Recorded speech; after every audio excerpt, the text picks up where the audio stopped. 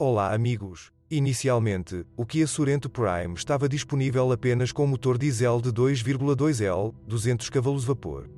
Em seguida, a gama foi diluída pelo V6 a gasolina de aspiração natural de topo de gama 3,3, 250 cavalos vapor. Gasolina 2, 488 avos de cavalo vapor com injeção direta de combustível apareceu apenas em 2017. O 2,4 GDI é um motor de alumínio de 4 cilindros da família TTI. Ele fez sua estreia em 2009. Após a reestilização em 2018, em vez de um motor a gasolina de 6 cilindros naturalmente aspirado com volume de 3,3 litros, foi instalado um V6 com capacidade de 3,5 litros com a mesma potência. Ambas as unidades com injeção distribuída de combustível pertencem à família Lambda. O turbodiesel 2,2 CRDI, D4HB é familiar ao seu antecessor.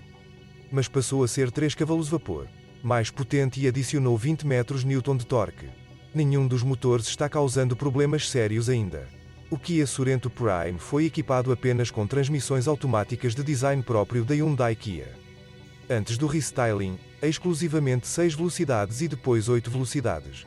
Os carros reestilizados com o 2,4 GDI básico ainda eram combinados com uma arma de fogo automática de 6 marchas, mas agora modernizados com um conversor de torque modificado. Várias novas transmissões automáticas de 8 velocidades falharam na faixa de 20 a 40 mil km. As caixas foram substituídas dentro da garantia. O problema afetou um pequeno número de versões diesel produzidas em 2019 e ainda não apareceu. Em condições normais, todo o torque é transmitido ao eixo dianteiro. Em caso de escorregamento, a eletrónica envia até 50% da força para as rodas traseiras. Se necessário, você pode travar a embreagem usando o botão no túnel central. Então o torque será distribuído pela metade entre as rodas dianteiras e traseiras. A transmissão de tração integral com embreagem eletrohidráulica Dynamax é familiar ao seu antecessor. Infelizmente, depois de um tempo, começaram a surgir problemas de funcionamento característicos. Em primeiro lugar, trata-se de corrosão e desgaste da conexão estriada da caixa de transferência e do diferencial da caixa de câmbio, bem como da conexão estriada na área de suporte do eixo de transmissão dianteiro direito. Para combater a corrosão, o fabricante instalou vedações adicionais projetadas para proteger a conexão estriada da caixa de transferência contra umidade e sujeira. Mas isso não foi suficiente, assim como o lubrificante fornecido durante a montagem. Uma contramedida eficaz, a chamada prevenção da tração integral. Sua essência é a retirada da caixa de transferência para fins de inspeção, limpeza de ferrugem e lubrificação das estrias. Para a mesma finalidade, o suporte do semi-eixo dianteiro direito também é desacoplado em paralelo. Outro problema típico é uma cesta de embreagem de tração integral quebrada. É importante notar que tais incidentes ainda são isolados e são típicos principalmente das versões diesel. Os suportes MACE Pearson são instalados na frente e um multilink com braços de controle inferiores duplos na parte traseira. As configurações do chassi permitem que você esqueça o peso e as dimensões. O Kia Sorento Prime parece mais ágil do que você esperaria de um carro tão grande. A suspensão lida bem com superfícies irregulares, mas em estradas de terra é bastante rígida. A direção usa assistência elétrica.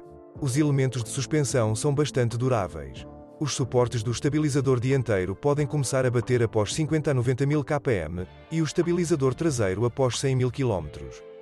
As juntas esféricas e os blocos silenciosos das alavancas geralmente duram pelo menos 100 mil km.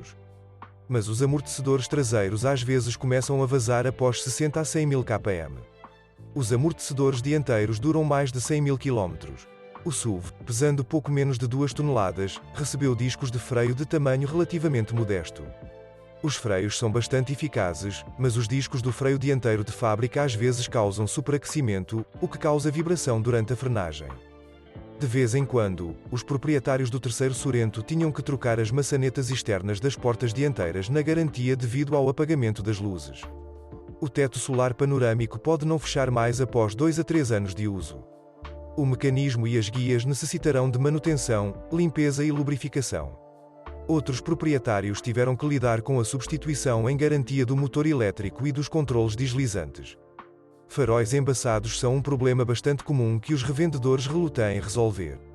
Ao descobrir danos no para-choques, o centro de assistência recusa-se a substituir os faróis.